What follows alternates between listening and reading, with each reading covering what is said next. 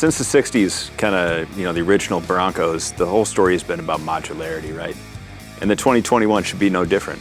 Throughout the development of the vehicle from day one, from the bottom of the company to the top of the company, modularity has been on a little post-it note and on everyone's monitor, and that's just kind of been the ethos of the vehicle. And what that does is it allows these customers to make the vehicle exactly the way they want it, right?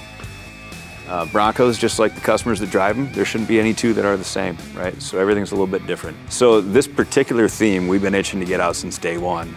It's kind of designed around a person who wants to Monday through Friday daily drive their Bronco and then skip out of work a couple hours early on Friday and let it rip on the weekends. So one of the unique things about this is that it's 100% reversible, right? With that modularity. So you can take your daily driver and convert it to this and bring it right back. You don't have to cut, weld, use tape or anything like that, right?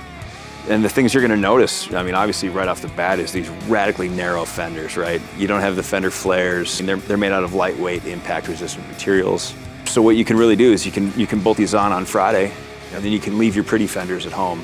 Just like the original Bronco Roadsters, we've got the cut-down door. Two reasons for that. One is, looks awesome. Yeah.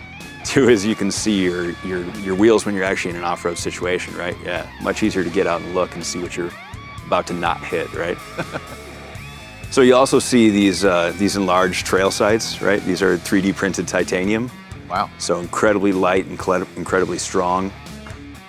We've done the same thing with the interior grab handles, as you can see on this side here. And even the center console grab handle, that third point of contact for the customer, that's 3D printed titanium as well. And included in there are some really cleverly hidden tools for when you're out on the trail, right? So everything you need is in the vehicle for you.